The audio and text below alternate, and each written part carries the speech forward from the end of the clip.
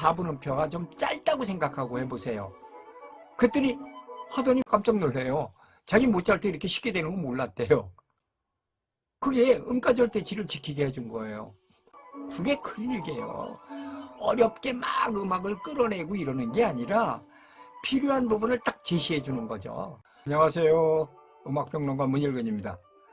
오늘은 21세기 오케스트라 중에서 클리닉주의에 대해서 말씀을 드리겠습니다.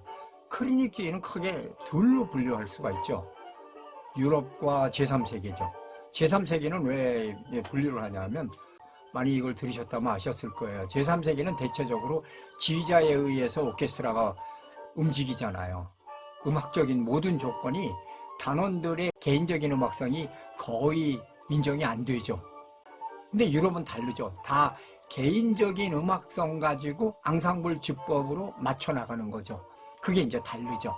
그래서 우리나라 같은 경우는 제3세계니까 지휘자가 개인적인 음악성을 인정을 안 하죠. 근데 사실 앙상블 주법에서는요, 굉장히 섬세하다고 생각을 하셔야 돼요. 토스카니니 지휘하는 거 보면은 굉장히 군악대에서 움직이는 것 같잖아요. 막 척척 똑같이 하잖아요. 음가절대치를 분명히 하는 거죠. 토스카니니가 계속 싸운 게 뭐예요? 계속 음가절대치. 결과적으로는 그게 이제 토스카니니 방법이에요. 결국 토스카니가 죽고 나니까 2년 동안 지휘자 없이 객원으로 하거나 자기네끼리 연주하다가 결국은 오케스트라를 해체하잖아요. 이게 음가절대치에 아주 굉장히 중요한 거예요. 제가 얘기하는 거를 이해하실 수 있는 게 토스카니니가 연주하는 거를 뭐 한 악장이라도 좋고 한 악장이 아니어도 괜찮아요. 짧게 들으시고 여러분들이 이제 충분히 이 정도면 됐어 느낄 때까지 하고 딴 곡을 바로 들어보세요. 누구래도 상관없어요. 토스카니니 때는 굉장히 절도가 탁탁탁탁 맞아 나가는데 그 외에는 이게 음악이 다르는 건 아니에요. 음악미가 유동적이죠. 어떤 절도미가 없죠. 이게 토스카니니하고 차이예요. 물론 전 개인적으로 토스카니니를 좋아하진 않아요, 음악을. 왜냐하면 너무 오케스트라 관현 악곡인데 너무 이태리적인 그 아리아적인 요소를 강조하거든요. 뭐 물론 노래하라 쌩쌩쌩 계속 싱을 강조하잖아요. 노래하라고 토스카니니 그 리허설하는 걸 보면은 저한테 토스카니니 리허설하는 게 있거든요. 거의 뭐 안 알려졌죠. 없는 걸로 알려졌는데 어떻게 오페라에 리허설하는 게 있어요. 그러니까 제가 기회 있을 때 여러분들한테 들려드릴게요. 그게 바로 토스카니니하고 차이예요. 일반적인 지휘자들하고. 절대가치를 지키기 위해서 노력하죠. 제가 맨날 음가절대치에 대해서 얘기하잖아요. 정확히 딱 끊어주는 거죠. 그러니까 이런 게 이제 음가절대치예요. 이게 이루어져야 앙상블 주법인 거죠. 물론 아니어도 음악적으로는 뭐 그렇게 크게 문제는 없어요. 음악은 흐름이잖아요. 그러니까 80년대인가요? 90년대 무렵에 RCA에서 어쿠스틱을 조정해서 제너그만 거 말고 옛날 걸 들어오시면 막 군악대 같이 탁탁탁탁 끊어지잖아요. 그게 음가절대치를 딱딱딱 한 게 나타난 거예요, 사실은. 물론 이제 현장에서는 공간 어쿠스틱이 있잖아요. 근데 마이크를 잡을 때는 공간 어쿠스틱이 안 들어간 거죠. 그냥 소리만 들어오니까 이렇게 탁탁탁탁 끊어졌죠. 이게 이제 차이예요. 그만큼 음가절대치에 대한 개념이 굉장히 중요한데 토스카니니 같은 경우는 굉장히 싸움을 하잖아요. 그 세계 최고의 단원들을 놓고 왜 그랬냐. 이게 이제 역사긴 하죠. 전 토스카니니를 굉장히 많이 연구를 했으니까 해결하는 방법을 저는 찾았어요. 뭐냐? 심리적인 음가죠. 운동량에서 만족이 아니라 제가 강조하잖아요. 움직임을 여기서 호흡에서 음량을 여기서 음가나 음량을 가슴에서 만족을 해야 돼요. 이게 심리적인 음가거든요. 그러면 음악성에 전혀 문제없이 할 수 있죠. 그러니까 바꾸는 거죠. 뭐 물론 이제 그때는 토스카니는 그걸 막 강제적으로 만들었잖아요. 근데 그렇게 하면 굉장히 자연스럽게 돼요. 이게 이제 앙상블 주법이죠. 그러나 이제 제3세기에서 클리닉주의는 단원들이 음악성이 지휘자에 의해서 일방적으로 나가잖아요. 그러니까 개인적인 음악성이 허락이 안 되니까 음악이 경직될 수밖에 없죠. 그러니까 철저하게 그 사람들이 자기 편하게 그냥 박자만 보고 박자를 몇 바퀴 나가는구나 내가 거기를 찾아가야지가 아니라 그냥 박자만 적어주는 거예요, 하나하나. 이러면 그걸 보고 편하게 자기 연주를 하죠. 이래야 음악성이 살아나거든요. 그러니까 단원들과 절대적 가치를 강조해서 그걸 실천은 시키지만 묶이지 않게 어떤 억압에 묶여서 강제적으로 해야 되는 게 아니라 편하게 할 수 있게 해줘야 돼. 그래야 음악성이 살아나요. 그게 이제 차이죠. 그리고 이제 그 다음에는 앙상블 구조와 화성 구조가 아주 일상화되게 만들어줘야 돼요. 저는 지휘자가 아니잖아요. 그러니까 여러분도 할 수 있어요. 여러분들 관심 있는 분이 만약에 저한테 개인적으로 연락을 하신다면 제가 충분히 여러분들 도와드릴게요. 그러니까 그게 개인적으로 살 수 있는 길을 열어줘야만이 오케스트라가 살거든요. 그러니까 화성 구조하고 이런 게 딱 일반적으로 앙상블 구조가 일반적으로 되면은 아무 때고 누가 지휘가 와도 해석이 지휘자가 원하는 해석을 다 들어주죠. 지휘자가 어떤 억압에 의해서 또는 요구에 의해서 만드는 게 아니라 지휘법으로만 갖고도 돼요. 그러면 연습 시간이 단축되죠. 연습 시간이 지금 사실 너무 많아요. 현대는 물론 80년대 후반이죠. 중후반부터 한동안 유럽에서는 그랬잖아요. 미국이나 선진국에서는 세계적인 오케스트라가 똑같아진다고. 왜냐? 지휘자가 유진 얼만디가 필라델피아를 40년 있다가 스토kov스키가 어딜 완전히 그 틀에 묶이잖아요. 근데 그게 아니죠. 그냥 지휘자의 어떤 특성에 의해서 음악이 변할 수 있고 이런 게 이제 중요한 거죠.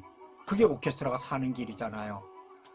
그게 이루어져야 돼요. 지휘자에 의해서 지휘법만으로도 연습보다 지휘자의 그들의 갖고 있는 음악, 심리적인 음악만 이루어지면은요 굉장히 앙상블 구도가 빨리 돼요. 그런데다가 오래 하면은요 단원들이 서로 앙상블 톤이 밀집이 돼요. 그게 이제 오래된 거하고 차이예요. 제가 이제 처음에 음악 클리닉을 할 때 어디 이제 서울근교회 오케스트라였는데 단원들한테 그런 얘기를 했어요. 제가 하도 막 절대가치에다 이런 걸 강조하니까 단원 하나가 뭐라고 그러냐면요. 바이런 한 분이에요. 우리가 다 유학을 하고 왔고 배운 선생 다르고 나라가 다른데 어떻게 선생님 그걸 통일합니까? 선생님대로 이래요. 그래서 여러분들 죄송한 얘기지만 여러분들이 이대로 10년 뒤에 이루어질 걸 난 지금 하자는 거다. 오래 안 해도 심리적인 음가를 하면요 앙상블 구도가 굉장히 빨리 밀집이 돼요. 그럼 연습 시간이 굉장히 줄죠. 지휘자가 원하는 충분한 사운드가 만들어지거든요. 그게 이제 클리닉 지휘예요. 그리고 그게 오케스트라고. 물론 이제 지금 이 시간은 그동안에 이제 여러분과 했던 21세기 오케스트라의 모든 게 정리되는 시간이라고 생각하시면 되는데 그게 이제 앞으로 나아가는 거죠. 오케스트라가 좋다. 그냥 연습을 해서 좋다. 지휘자가 좋아서 좋다. 이거는 형식적인 거죠. 오케스트라 자신이 좋아야 돼요. 여러분들 생각을 해보세요. 세계적인 오케스트라 최고로 좋은 게 어디예요? 일반적으로 비엔나 필하고 베를린 필하고 뉴욕 필이죠. 뭐가 다를 것 같아요? 우선 기본적으로 사운드가 다르죠. 그리고 앙상블 구도가 굉장히 좋죠. 이거예요. 이걸 만들면 되잖아요. 만들어 놓으면 돼요. 어려운 게 아니에요. 오케스트라가 기본적으로 내추럴 보호를 하고 내추럴 호흡으로 해서 딥블레싱으로 해서 충분한 소리, 그게 음색까지 간 소리로 가서 하면은 되잖아요. 제가 뭐라고 그랬어요? 앞에서 제3세계까지 5개라고 그랬죠. 동유럽, 유럽, 미국, 러시아, 제3세계. 근데 하나의 오케스트라 표본이 어디 있다고 그랬어요? 표본이 동유럽에 있죠. 동유럽은 내추럴 보로 내추럴한 사운드를 갖고 음악을 하잖아요. 그러니까 그냥 들으면 저렇게 좋은데 왜 국제적으로 그레이드가 왜 낮을까? 음색이 없어서 그래요. 그럼 음색을 만들 수 있는 오케스트라가 되면은 그레이드가 달라지죠. 우리 음색 만드는 거 어렵지 않아요. 제가 이제 솔로 악기 하면서 피아노 쪽에서부터 특히 이제 아르투르 루빈스타인의 그 완벽한 사운드, 진짜 진원에 가까운 소리가 나죠. 그게 언제라고 그랬어요? 1960년대 전후한 무렵이에요. 60년대 후반이죠, 주로. 그러면 거의 이제 말년인데 평생을 했잖아요, 그분은. 1830년, 40년대 레코딩을 들어보면요. 음악은 굉장히 좋은데 소리가 거칠어요. 그게 모아진 거죠, 평생에. 그게 이제 음색이에요. 대개는 연주자들은 음색에 신경을 안 쓰고 음악만 신경을 쓰다 보니까 뒤늦게 오랫동안 하는 동안에 완벽하게, 여러분들 왜 연습을 많이 하면 손이 익어서 굉장히 음악이 여러분들이 원하는 음악이 되잖아요. 그게 평생을 이루어지면서 음색까지도 만들어지는 거예요. 그러니까 연습 시간이 굉장히 줄죠. 그런 음색을 갖고 있다면 그런 것까지 만들면 오케스트라가 되는 거죠. 그게 이제 탑 클래스로 올라갈 수 있는 가장 쉬운 코스라고 제가 앞에서 말씀을 드렸잖아요. 뭐 현악기 같은 경우 여러분들 뭐가 좋아요? 뻔하잖아요. 뭐 스트라디바리다, 과르네리다, 뭐 이미 다 답은 나와 있잖아요. 그게 뭐예요? 소리가, 연주를 하면 소리도 이쁘지만 멀리 나가죠. 그게 중요한 거죠. 악기도 충분히 울리고 악기가 배음이 풍부한 소리를 내야 되죠. 그래서 제가 이 현악기 같은 경우도 팔 전체를 쓰는 걸 주법을 하든가, 그렇지 않으면 관악기는 호흡부터 벨까지 그게 공간에 어우러지게, 현악기도 악기에서 울림이 공간에 나가오게, 이런 걸 필수로 해야 돼요. 그게 스트라디바리를 다 갖고 할 수는 없잖아요. 스트라디바리 해도요, 죄송한 얘기지만 우리나라는, 제가 이제 가끔 현악기 하는 애들 이제 클리닉 하면서 이런 얘기해요. 야, 네가 7억짜리 스트라디를 갖고 있어. 이게 뭐 좋은 악기라는 의미죠. 스트라디가 꼭 아니어도. 그리고 유럽 사람이 1억짜리를 갖고 있어. 누가 더 좋은 소리를 내냐? 그러면 유럽이요. 왜? 몰라요. 보통 쉽게 얘기하면 그래요. 그게 맞아요. 왜냐하면 우리는 악기 쓰기가 아니라 악보의 질서만 지키면 이루어진다고 생각하고 연주를 가리키고 배우잖아요. 그러니까 악기를 쓴다는 개념이 없잖아요. 그러다 보니까 좋은 악기를 갖고 있어도 그 악기가 갖고 있는 사운드를 활용을 못하는 거죠. 피아노 같은 경우는 뭐예요? 왜 스타인웨이나 베젠돌프예요? 물론 이제 베젠돌프하고 스타인웨이도 다르죠. 스타인웨이는 솔리스트 악기지만 베젠돌프에는 뭐 이렇게 앙상블 악기 또는 뭐 반주 악기 이런 걸로 이제 유럽에서는 보편적으로 통하잖아요. 물론 이제 뭐 바카우스 같은 경우는 베젠돌프로 평생 연주했죠. 특별한 경우죠. 그러나 대체적으로는 스타인웨이를 쓰죠. 스타인웨이가 음이 그만큼 개성이, 음색이 명료하고 강하다는 얘기예요. 그렇다고 베젠돌프가 음색이 떨어지는 건 아니에요. 너무 음색이 부드럽고 포근하죠. 그러니까 전달되고 이런 건 다 좋은데 성격적인 요소가 강하지를 못한 거죠. 그게 이제 피아노에선 차이예요. 이게 똑같아요. 뭐 성악도 마찬가지잖아요.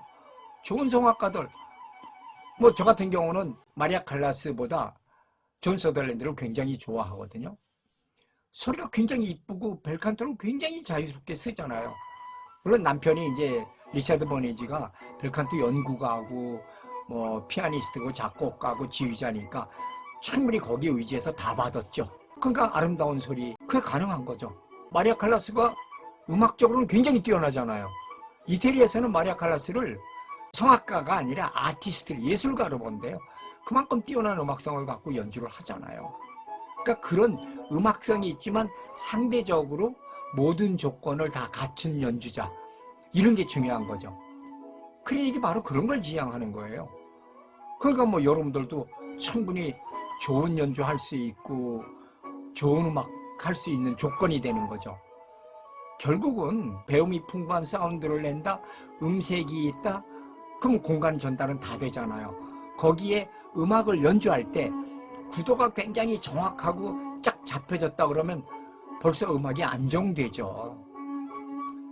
토스카니니 음악이 제가 선율적인 요소가 아니라 관현악적인 어떤 요소들, 구축적이나 이런 거를 조금 살렸으면 아마 더 위대했을 수도 있어요. 전 개인적으로 그렇게 생각을 해요. 독일의 지휘자들은 토스카니니 같이 절대가치보다는 물론 앙상블주법으로 다 이루어졌지만 뭐 한스 쿠나포츠부시라든가 오토 클램페러라든가 브루노 발터라든가 뭐 칼브림이라든가 굉장한 대가들 천지잖아요. 그 사람들은 음악적으로 떨어지는 건 절대 아니에요. 음이 갖는 구도가 다른 거죠. 그러니까 토스카니니가 더 위대하다고 존경을 받는 거죠. 단원들을 잘 다뤄서가 아니에요. 그분들을 주법이 되게 만들었기 때문에 그래요. 그러니까 어떻게 하면은 일상적인 게 되게 하느냐. 뭐 특히 이런 것도 되잖아요. 주법을 만약에 이제 현악기 활이잖아요. 활을 어느 한쪽만 쓰면 폭이 넓은 게 아니라 폭이 좁은 소리가 나죠. 그리고 음과 절대치를 지키면 어떻게 돼요? 그럼 음이 단락감이 생기죠. 그러면 모차르트나 이런 데 굉장히 고전에는 굉장히 좋죠. 그러니까 제가 한번 이런 말씀을 드린 적이 있어요. 앞에서. 제가 왜 자꾸 이제 반복해서 말씀드리냐면 2회만 보는 분들이 더 많을 수도 있거든요. 전체를 다 본 분들이 아니라. 그래서 자꾸 예를 들는 건 꼭 드려요. 제가 지방대를 나갈 때인데 거기에 한 분이 바이올리니스트인데 독주회를 하시겠대요. 근데 그분 연주가 낭만 음악을 굉장히 잘해요. 아주 뭐 브람스나 이런 건 너무 좋아요. 근데 모차르트도 브람스 같이 해요. 그래서 제가 물어서 선생님 잠깐만요. 모차르트 같은 4분음표가 좀 짧다고 생각하고 해보세요. 그랬더니 하더니 깜짝 놀래요. 자기 모차르트 이렇게 쉽게 되는 거 몰랐대요. 그게 음가절대치를 지키게 해준 거예요. 그게 큰 일이에요. 어렵게 막 음악을 끌어내고 이러는 게 아니라 필요한 부분을 딱 제시해 주는 거죠. 하고 음의 폭이나 이런 것만 달리하면 뭐 모차르트다, 베토벤이다, 뭐 브람스다, 차이콥스키다, 뭐 드뷔시다, 뭐 메시앙이다 다 다르게 할 수 있죠. 드러나게 할 수 있잖아요. 그런 게 클리닉이에요. 클리닉은 어렵게 막 여러분들한테 강조하는 게 아니라 기본적인 거를 여러분들이 알고 이해하게 하는 거예요. 그러니까 오케스트라 사운드에서 가장 이상적인 게 뭐냐? 다시 한번 정리를 해드릴게요. 배음이 풍부한 소리, 그 소리가 음색을 갖춘 소리, 그리고 앙상블 주법이 심리적인 음가까지 갖추어진 소리, 그게 이상적인 오케스트라죠. 자, 오늘은 여기서 끝내고 다음에는 아르투르 로진스키가 MBC 교향악단을 2개월 동안에 트레이닝 시켜서 토스카니한테 인계해줬다고 그랬죠. 그러니까 굉장히 트레이닝은 당대 최고의 평가를 받은 분이죠. 그래서 똑같은 곡을 아마 이제 제가 지금 찾아보니까 무소르키 전람회의 그림이 같은 게 있더라고요. 물론 베토벤 교향곡은 있는데 제가 골라볼게요. 그 중에서 토스카니니, 로진스키, 아니면 첼루비다케 이렇게 해서 한 세 분 정도밖에 시간이 안 되더라고요. 그러니까 그분들의 음악을 비교해서 들려드리면 여러분들이 제가 얘기하는 게 과연 얼마나 현실적인가, 저게 현실에서 있구나 하는 걸 여러분들이 느낄 수 있도록 그렇게 한번 해보도록 하겠습니다. 자, 오늘은 여기서 끝내겠습니다. 감사합니다.